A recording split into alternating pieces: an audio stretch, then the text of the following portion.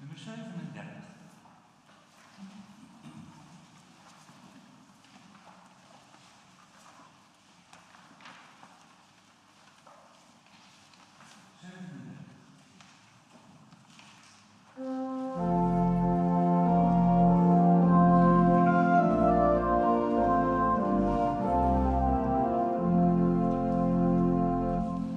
Zoek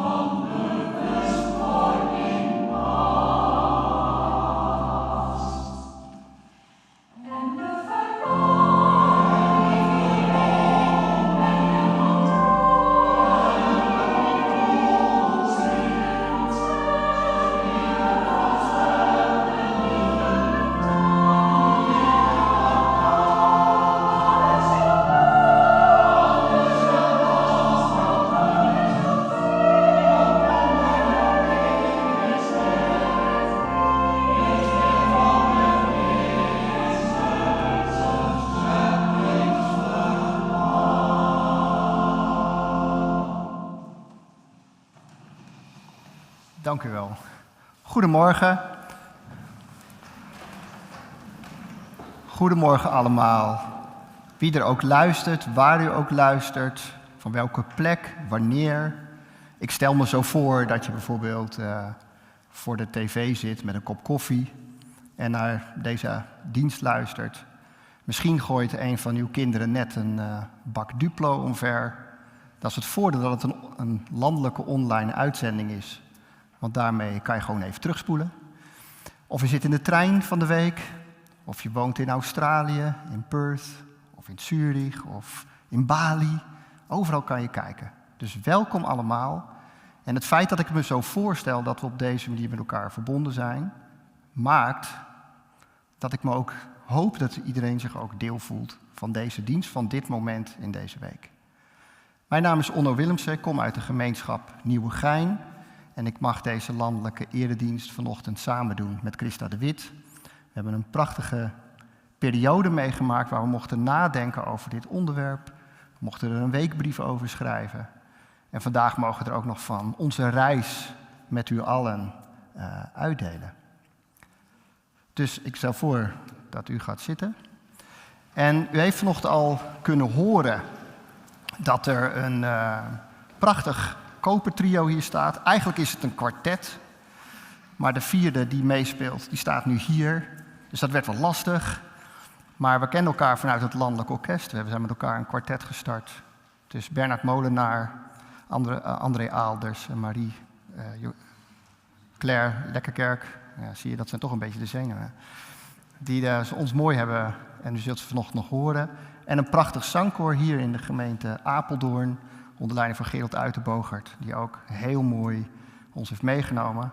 En volgens mij hebben we nog in petten dat straks tijdens de rondgang André Kabel nog ergens gaat spelen. Oh, Ricardo Kabel. Ik heb een collega gehad die André heet, dus daar vergis ik me in. Ricardo Kabel die nog met ons muziek gaat maken. Dus daar bent u helemaal op de hoogte. En de titel van de weekbrief is In Verbinding Leven. Nou, dat komt uit het thema godsgevoel. En we zijn echt op reis gegaan van hoe kom je nou vanuit je hoofd, hoe land je nou naar een andere plek. Dus we zijn echt op zoek gegaan van hoe komen we uit onze gedachten om mijn beperkingen, zeg ik maar even. En kom je op een andere plek terecht. Daar waar je misschien andere antwoorden vindt. En nou, u kent me nog niet zo goed, dus ik zal me in een paar kleine voorbeelden een klein beetje voorstellen. Mijn naam kent u inmiddels, als u een beetje heeft opgelet. Maar ik ben een type die vindt het fijn om efficiënt zijn dag in te richten. Dus ik plan eigenlijk heel veel. Dan heb ik een hele voorstelling gemaakt hoe mijn dag gaat verlopen. Waar ik heen ga, wanneer ik wat doe, hoe laat ik daar ben. En ik hou ook van de tijd. Ik vind het nadelig als ik een paar minuten te laat ben. En ik moest naar een supermarkt. En dan kom je zo'n supermarkt in en ik heb altijd de langste rij. Altijd de langste rij. En dan zie ik een korte rij, dan ga ik daarop af. En dan sta ik daar, rolletje op. Pakte iemand ineens een boodschappentas erbij. Die had ik even niet gezien. Dan wordt het toch weer langer. Dan sta ik me enorm op te vreten achter die kassa. Ik vind het vreselijk. Kent u dat? Maar dat doet iets met je. En ik kom altijd geïrriteerd zo'n supermarkt uit. Voor die 3 boodschappen. En ik kreeg een boekje aangeraden. Het boekje heet The Energy Book. Dat gaat allemaal over energie. En die geeft eigenlijk aan dat er verschillende soorten energie bestaan. Nou, dat wist ik niet. Dat was al een openbaring. Je hebt je fysieke energie, daar kan je voor trainen. Dan kan je naar de sportschool gaan, kan je je best doen, dan krijg je meer fysieke energie. Maar er zit een laag op die fysieke energie, dat heet je emotionele energie. Als je slecht in je vel zit en je gaat naar de sportschool, krijg je meer slechte energie. Ja, dat is niet fijn. Misschien de reden waarom ik lang niet naar een sportschool ben gegaan. Dus je moet dan werken aan iets emotioneels. Om hier goed die energie te komen. Er zit ook nog mentale energie op. En die mentale energie zegt eigenlijk hoe goed je in staat bent die energie te focussen op iets. Of dat je heel erg afgeleid bent met van alles bezig bent. Kan je ook aan werken. En je hebt ook nog je zingevingskant. Dat is de kracht die je de energie meegeeft. Er zijn dus eigenlijk 4 lagen. En dit boekje beschrijft in 50 praktische dingetjes wat je kan doen om die verschillende soorten energie te verbeteren. en aan te werken. Eén van de tips die erin staat, geloof het of niet, op pagina, 26, staat, laat eens iemand voor bij de kassa.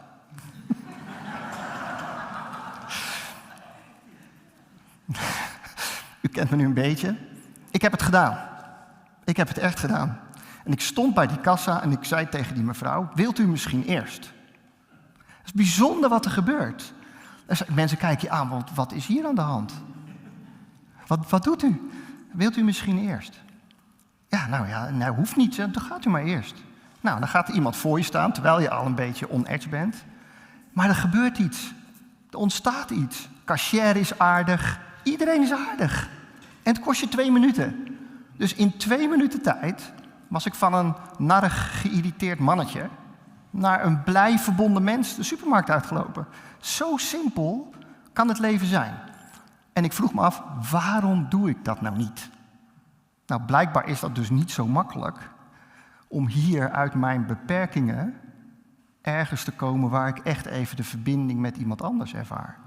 Dat is dus niet makkelijk. Ze hebben niet voor niks een boekje over geschreven. Nou, dat was wel de inspiratie.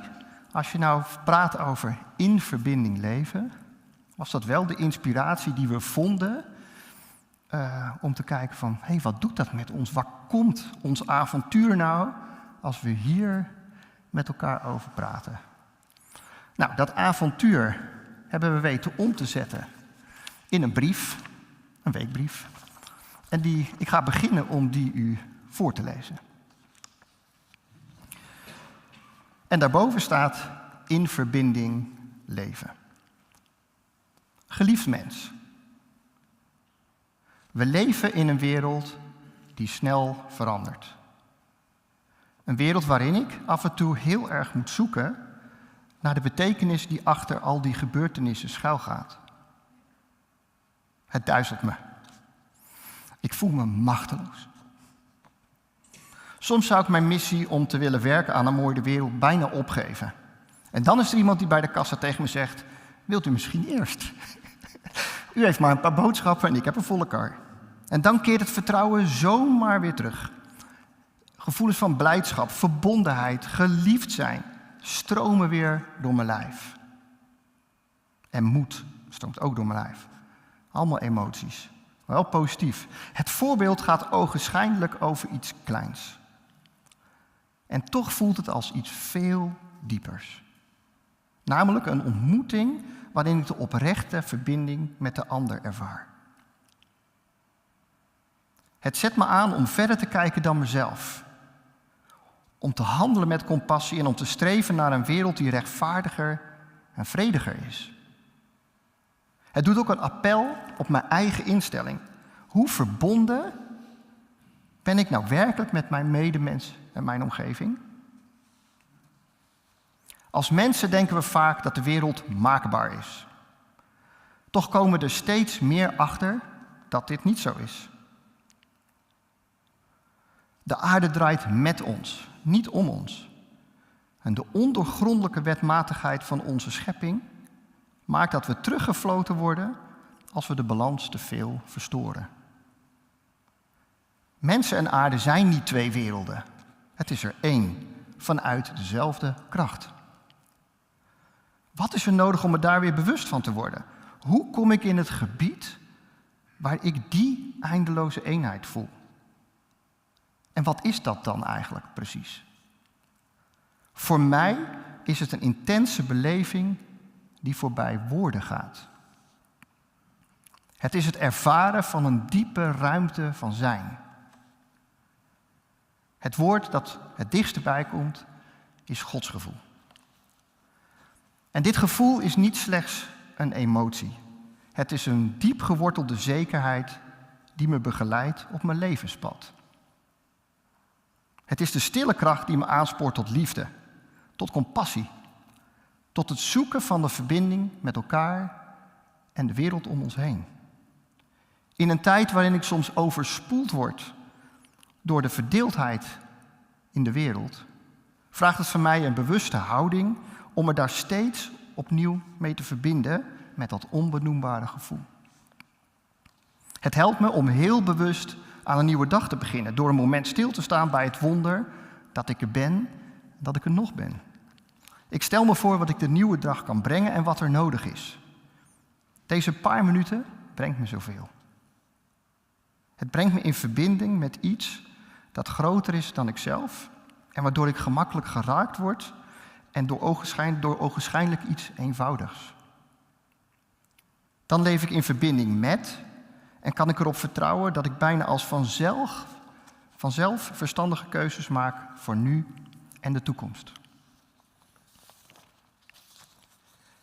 Het is nu meer dan ooit nodig dat mensen op deze manier hun dag starten en leven. Het mooie is dat je het helemaal op je eigen manier kan doen. Bijvoorbeeld door meditatie, een eigen ochtendritueel, een activiteit in ons genootschap bezoeken, te bidden of wat ook bij je past.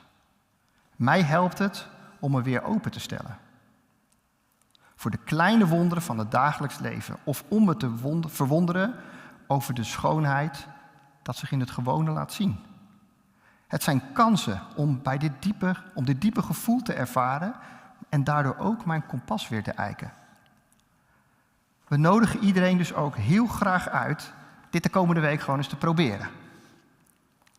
Kansen te benutten om bij dat gevoel te komen. Om weer nieuwsgierig te zijn, openhartig te luisteren en moedig te handelen door bijvoorbeeld iemand bij de kassa voor te laten. Want de wereld heeft mensen nodig die vanuit deze verbinding werken aan zichzelf, de mensen om zich heen en de wereld als geheel. Met een lieve groet, Onno Willemsen, maar helemaal samen met Christa. Amen.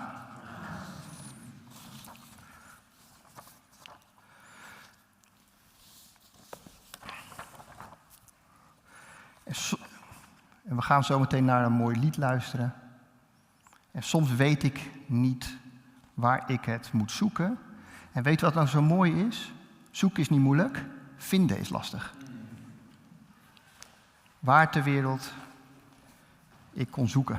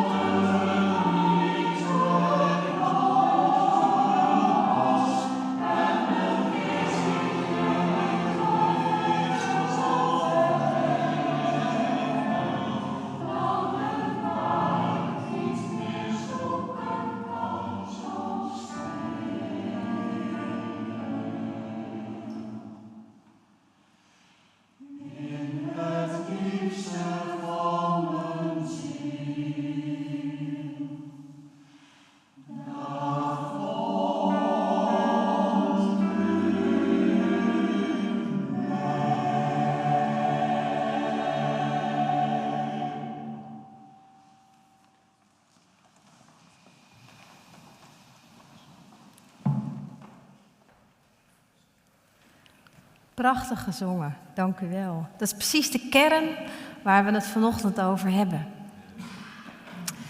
Toen ik begin dit jaar gevraagd werd om mee te helpen met een landelijke dienst, was ik meteen enthousiast en zei ik ja, dat is wel een beetje wie ik ben. Ik vind heel veel dingen leuk om te doen. Ik zeg eigenlijk bij alles leuk, gaan we doen.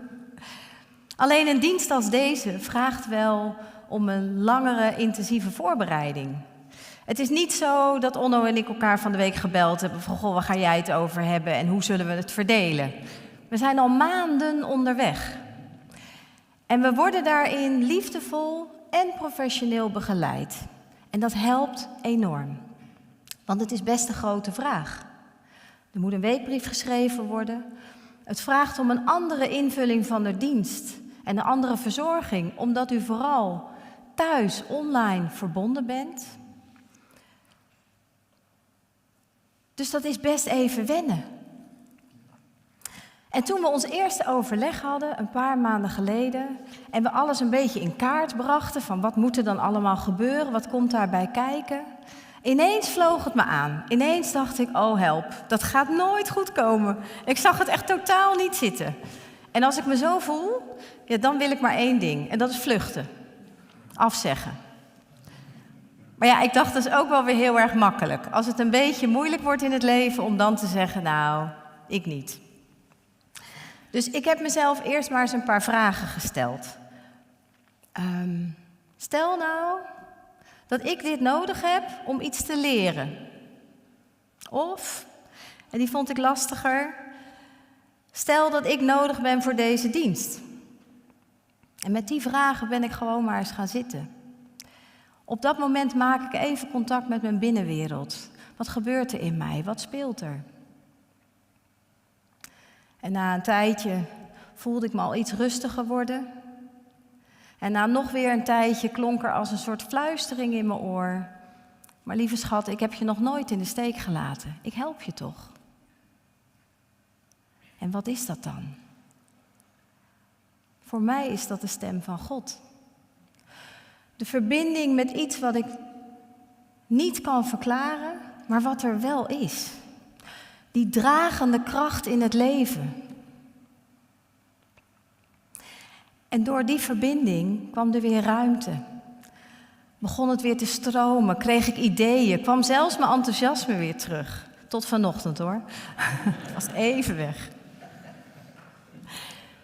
En toen moest ik denken aan het verhaal van een kleine jongen die God wilde ontmoeten. En hij wist dat het een lange weg zou worden om dichter bij God te komen.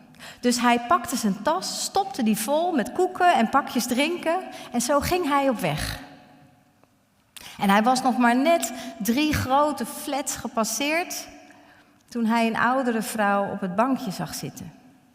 Ze staarde naar de duiven en de jongen ging naast haar zitten, opende zijn tas, pakte wat te drinken. En net voordat hij een slokje wilde nemen, zag hij in zijn ooghoek dat de vrouw er een beetje hongerig uitzag.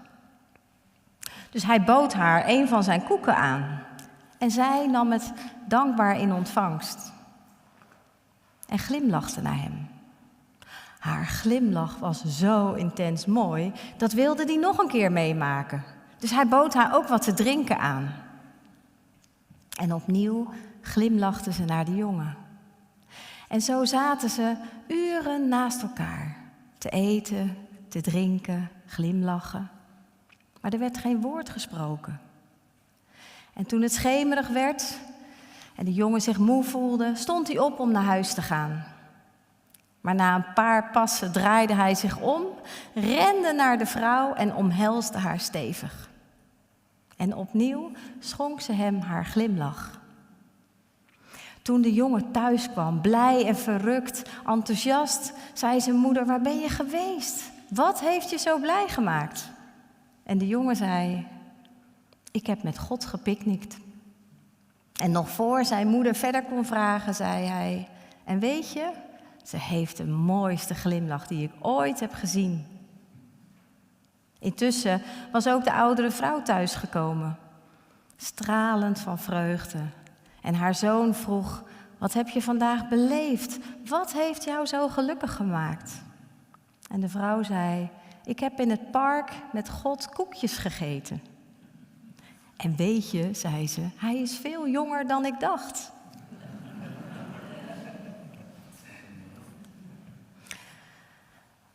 Voor mij werd God zichtbaar jaren geleden in een periode dat ik de verbinding met alles en iedereen een beetje was kwijtgeraakt. Verkeerde keuzes gemaakt, ik had mezelf een beetje klem gezet en ik raakte ook een beetje langs de zijlijn in het genootschap. En een dierbare vriend van mij, Gerrit Wensel, oudere broeder, inmiddels overleden, was net als ik altijd wel op zoek naar God. Altijd wel met tekstjes of regeltjes en dan schreef hij er wat. Of dan, als ik hier de zaal in kijk, hebben jullie daar een beeld bij. En hij dacht, het gaat me niet gebeuren dat we haar kwijtraken. Dus op een dag gaf hij mij een briefje met wat woorden erop. En er stond, lieve Christa, God heeft jou het leven gegeven. Dat is het geschenk van God aan jou. Wat jij met je leven doet, is jouw geschenk aan God. Ik hou van je. Je vriend Gerrit. Het was niet meteen de oplossing voor al mijn problemen. Maar Gerrit herinnerde mij met deze woorden aan waar ik zo in geloof en waar het zo om gaat in het leven.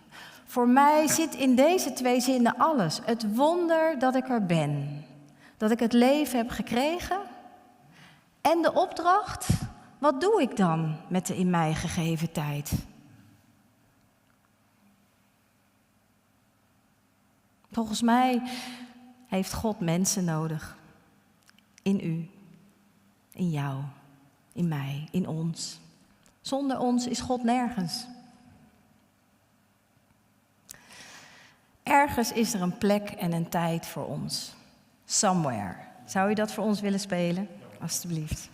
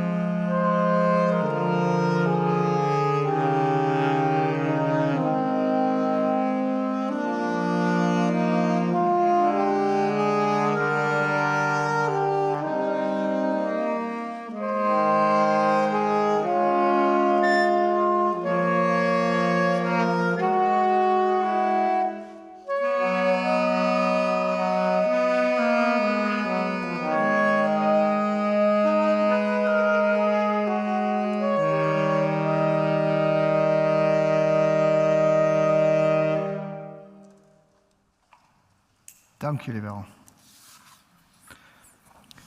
Ergens wacht er een plek op ons. Een plek van vrede en hoop. Waar liefde en rust samenkomen, wacht ergens die plek op ons. Ergens is er ook een tijd voor ons. Een dag waarop we samen kunnen zijn. Tijd om te leren, tijd om te zorgen. We zullen een nieuwe manier van leven vinden. Een plek waar vergeving mogelijk is. Hou mijn hand vast en we zijn al halverwege. Laten we blijven streven naar een wereld waarin we elkaar ontmoeten, zegt dit lied. Waar liefde en compassie de norm zijn.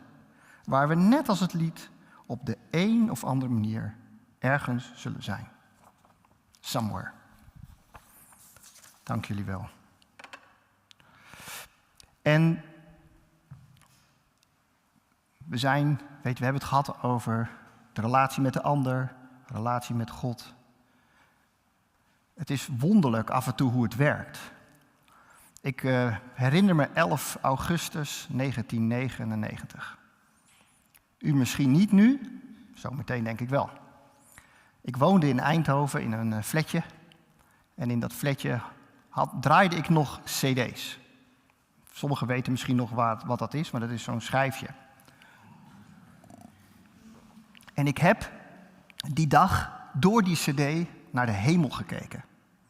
Want er was namelijk een bijna algehele zonsverduistering op die dag. Dus samen met mensen bij ons in de buurt stonden we door cd'tjes heen, om onze ogen niet, naar dat enorme wonder te kijken. Want die maan, die schuift dan precies tussen de aarde en de zon in. Wonderlijk, hè? En er blijft er nog een heel klein randje over, maar het wordt pikkerdonker overdag. Ik denk, hoe kan het zo zijn? Hoe kan het zo zijn dat die maan precies tussen die zon inkomt en de aarde? Ik heb het opgezocht en de maan is precies 400 keer kleiner als de zon. En hij staat ook precies 400 keer dichterbij. En daarom kan het. En was die 10 kilometer in straal groter geweest, had het gewoon donker geworden. Had het niet gewerkt. Dacht ik echt, wie heeft dit bedacht? Daar kan ik dus hier niet bij. Als je gaat proberen verklaring te zoeken, vind je ze niet. Maar ergens, als ik dat loslaat, in een diepere plek, denk ik, wat een geweldig dat ik hier kan van. Het doet iets met je, je geniet ervan, er gebeurt iets. Je kan het niet beredeneren, ergens. Afgelopen maandag was het 11 jaar geleden dat mijn schoonvader is overleden. En zo'n moment wil je ook markeren. Laat je niet voorbij gaan, want het is je bron. Dus wat er ook gebeurt, wat er ook op je levenspad komt, het is je bron. Je bent ermee verbonden. Dus wij wilden er aandacht aan geven. En we waren op de camping ergens in het oosten van Nederland, aan een mooi meer, een soort recreatiegebied met wat eilandjes erin. En dan kan je heerlijk met een bootje varen, maar je kan er ook prachtig wandelen. En dat hebben wij gedaan. En we kwamen langs een veld met hele mooie bloemen. Paarse, gele, witte, van alles. Dus we hadden wat voorbereid. Dus mijn vrouw heeft heel prachtig in dat veld allerlei bloemen staan plukken en een mooie bos gemaakt. Had een kaarsje meegenomen met die grote bos. Zijn we een zandpadje afgegaan aan de waterrand. Het was een heel mooi stil plekje. De zon begon te schijnen. Ook niet geregeld. Ik heb die KNMI gebeld van, kunt u de zon even aanzetten? Dat was gelukkig zo. En we leggen zo die bloemen in dat water, kaarsje erbij. Luisteren naar een lied van Paul van Vliet. En hebben zo een momentje wat even tot je door te laten dringen en even binnen te laten komen. Op een gegeven moment kijken we elkaar aan. We knikken. Ja, is goed zo. We willen opstaan, telefoon gaat. Haar broer. Ja, zegt hij. Ik heb net een liedje gedraaid voor papa. Ik dacht, ik moet je even bellen. Toen dacht ik, hoe is het mogelijk? Hoe is dit nou mogelijk?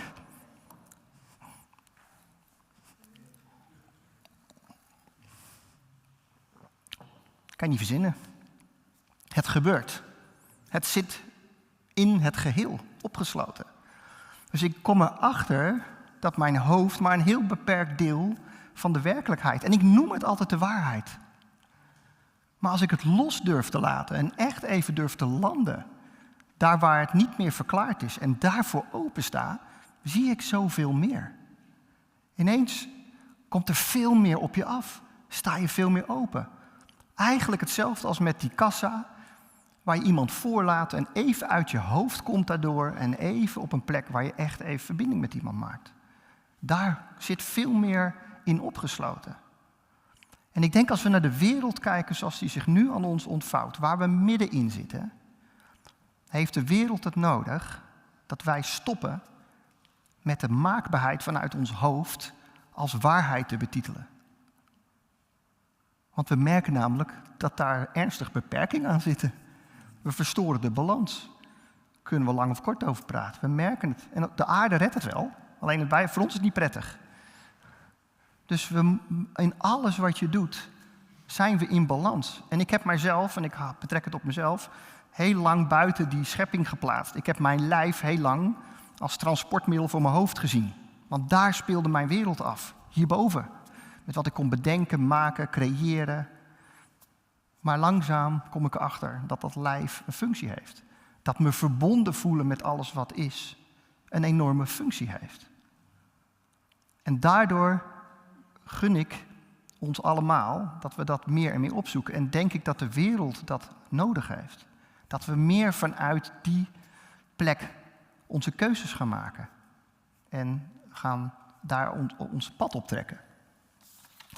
En je merkt ook dat de liederen die wij hebben, dat had me maar nooit opgevallen, dat die liederen zoveel eigenlijk zeggen. Het eerste lied van vanochtend, Eindeloze Eenheid, waar ter wereld in kon zoeken, daar vond u mij. Je moet het loslaten, je moet het durven, want het is niet makkelijk om hier los te laten als je een probleem wil oplossen en te zeggen, ik weet het even niet, ik ga even buiten lopen, kijk wel even wat er op mijn pad komt. Dat zit niet in mijn aard. Moet ik me echt toezetten. Maar die ruimte, ja, liet ik het zoeken los, dat staat er letterlijk, en mijn geest, vanuit die betovering van het mysterie, kwam ik in een diepere plek. Dus in de weekbrief staat in de diepe ruimte van zijn. Nou, dat is een hele mooie zin voor sommigen, en anderen denken, wat moet ik hiermee? Maar dat betekent eigenlijk, mijn beperking die hierboven zit, naar iets waar ik me onderdeel voel, en dan doorgaan. Dan niet stoppen. Dan kom je ergens op een plek waar je denkt, oh, nou dat is religiositeit, denk ik, maar dat is ook mens zijn. En dat wat we zeiden, we leven niet in twee werelden, is er één. Alles vanuit dezelfde kracht is. Dat het de mensenmaat te boven gaat. Even kijken waar ik dat had opgeschreven. Ja, de verbinding houdt dus in dat ik af en toe durf mijn ego los te laten. En open sta voor wat er zich in het geheel aan mij ontvouwt. Want, omdat ik daarop richt, zegt dat lied, het gaat de mensenmaat te boven, dan zie ik een fragment van het geheel. Zie ik dus dat je maar een fragment ziet. En daarom is het goed om dat los te laten. En zou ik graag willen vragen of u dat lied voor ons zou willen zingen.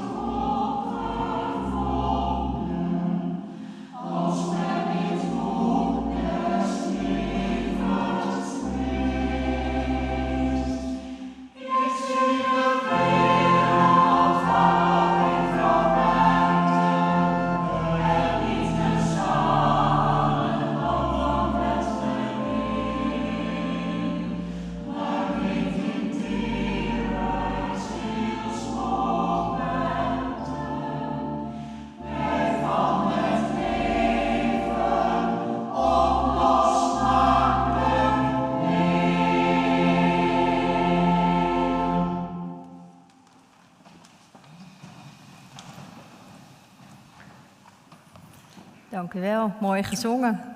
Ik ben ook wel een beetje extra trots, dat mag hè, als je tot deze gemeenschap behoort. En daar genieten we elke zondag van. Prachtig koor, dank. Voor mij, ik merk nu dat ik nog een snoepje in mijn mond heb. Ik ga kijken of het lukt. Voor mij betekent in verbinding leven, verbonden zijn met 3 elementen. Dat is de verbinding met het onnoembare, God, of hoe u het noemt. De verbinding met mezelf en de verbinding met de ander. En die 3 samen vormen voor mij een eenheid en zijn ook wel mijn kompas in het leven. Als het niet goed met me gaat, is de balans tussen deze 3 verstoord.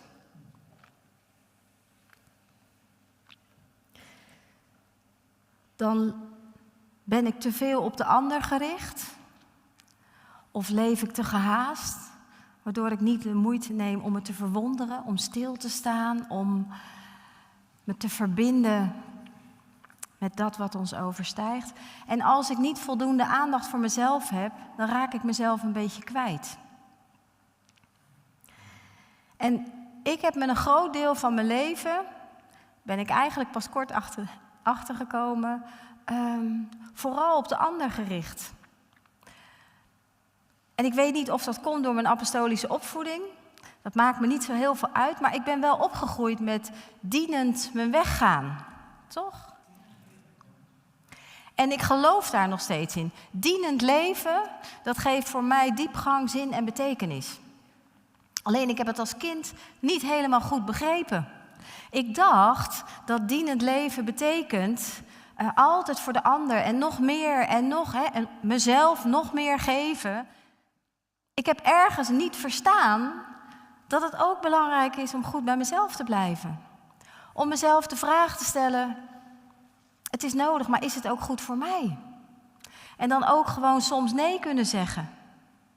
Volgens mij is dat heel erg goed voor jezelf zorgen. En toen ik daarachter kwam, ben ik daar veel meer mee gaan spelen en gaan doen. En ik denk dat het versterkt is toen mijn lichaam een beetje mee ging helpen daarin. Die gewoon soms heel duidelijk signalen geeft. Ik weet niet of je dat herkent. Soms kun je er niet omheen. Word je letterlijk stilgezet. En toen ik daarmee begon te oefenen, werd het steeds leuker. Ook wel grappig, ja. Ik hoor mezelf namelijk heel snel, ik weet niet of dat conditionering is, of gewoon wilskracht, of gewoon we moeten sterk zijn. Maar dan hoor ik mezelf heel vaak zeggen, nee, gaat prima. En dan denkt mijn lichaam, prima, het gaat helemaal niet goed. En dan gooit het een soort, op het moment dat ik zeg het gaat prima, dan voel ik een soort emotie door mijn lichaam, waar ik niet omheen kan. En voor mij uitzicht dat in een beetje zenuwachtig worden, dan moet ik een beetje lachen, of ik voel de tranen opkomen. En dan weet ik, oké, het gaat dus minder goed dan ik dacht. Even voelen, even contact maken. Wat speelt er dan? Je zou kunnen zeggen, mijn lichaam en ik zijn een beetje gaan samenwerken. En ik kan het iedereen aanraden. Zeker in deze tijd. Een wereld die onrustig is. Waar er veel op ons afkomt. Waar ik soms moedeloos van word. Cynisch. En als ik heel diep zit, mijn vertrouwen in de toekomst kwijtraak. En volgens mij komt het er dan op aan dat ik doe wat nodig is.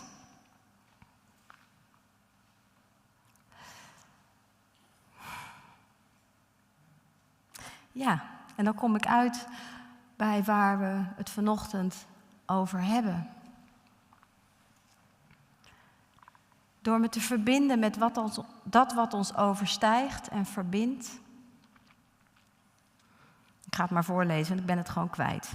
Door regelmatig naar binnen te keren, de liefde in mezelf te voelen en waar nodig te voeden. Want de wereld heeft liefdevolle mensen nodig. En ik weet niet hoe het u vergaat, maar ik word heel gelukkig van liefdevolle nabijheid. Van mensen die naar me glimlachen. Mensen die me inspireren, die me optillen.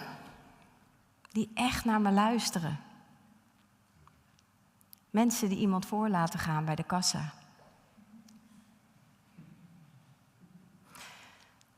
Mensen die zeggen, ik hou van je. Of dat laten voelen.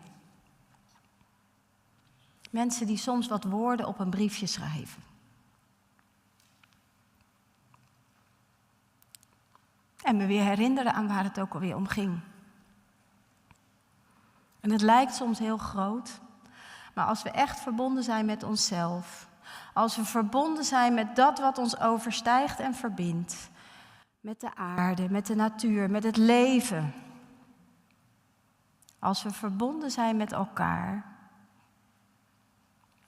dan is er een toekomst. Dan is er liefde en eenheid. En daar geloof ik in. Als God in mensen mij nabij komt. Zou je dat voor ons willen spelen? En daarna wil ik graag het gebed voor de rondgang uitspreken.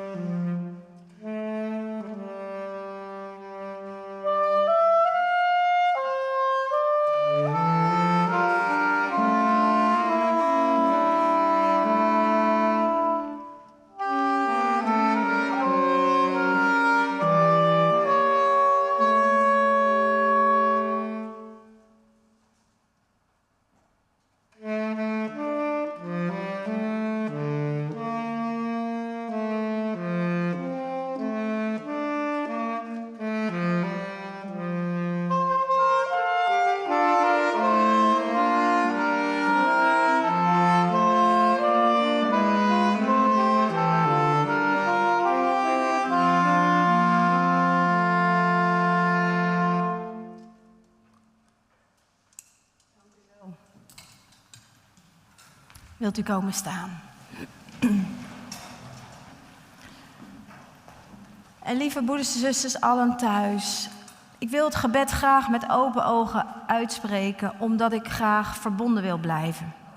Maar voel u alstublieft vrij dat als het u helpt om uw ogen te sluiten, dat u dat ook doet. Wondere levensmacht. En dan roep ik het mooiste aan in mezelf, het mooiste aan in elkaar en dat wat ons verbindt. In mij is het verlangen gewekt om die liefde een gezicht te geven. Daar waar ik ben, de liefde te vermeerderen. Volgens mij gaat het daarom. De wereld heeft liefdevolle mensen nodig. En dat wil ik heel graag bevestigen in de rondgang. Het mooie ritueel met ouwel en wijn. Dat staat voor mij voor de gezindheid van liefde, vergeving, verzoening. Amen. Neemt u plaats.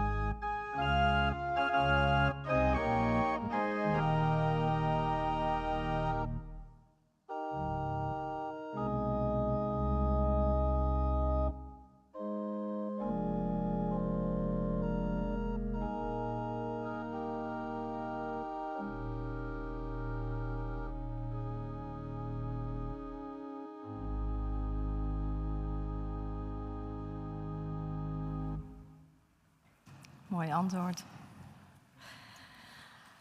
Lieve zusters, broeders, jonge mensen thuis, allen hier in de zaal, verbonden. Op dit moment, uw voornemen om een liefdevol mens te zijn, wordt op dit moment bevestigd en in deze rondgang. En mijn voornemen om een liefdevol mens te zijn, zit daar helemaal bij in. Amen.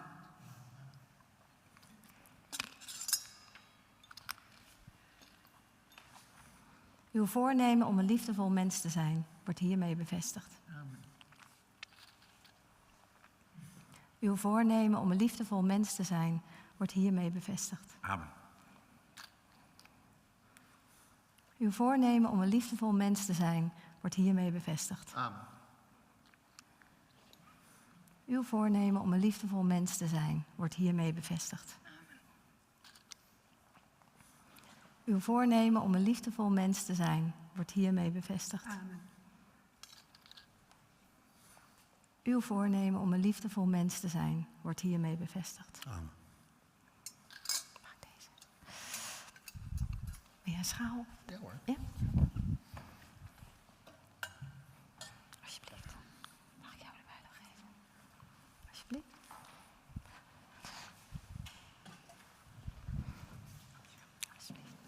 Alsjeblieft. We gaan luisteren naar Ricardo op de vleugel. En ik nodig een ieder die wil heel graag uit voor de rondgang. Komt u maar.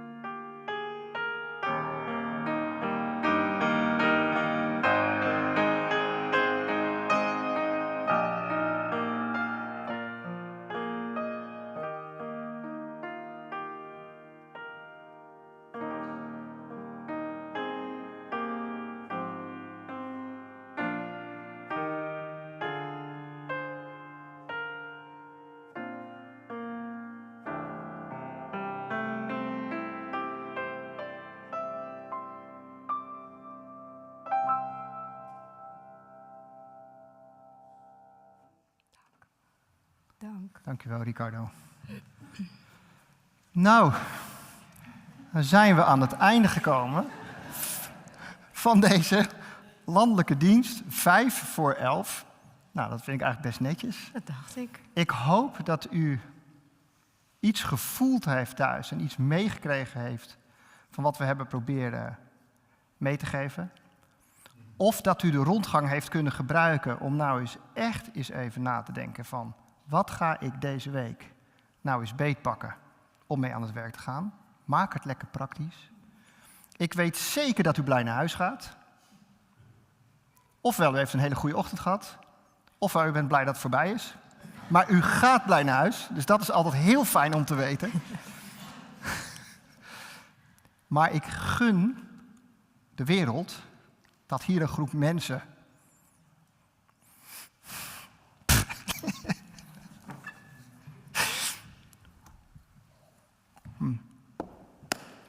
Ik gun de wereld dat hier een groep mensen vertrekt die vanuit daaruit wil werken aan zichzelf, de mensen om zich heen en de wereld als geheel.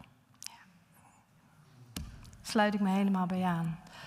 Zullen we staan om het af te sluiten? En de aanbieding die gebracht is, wordt daarin opgenomen.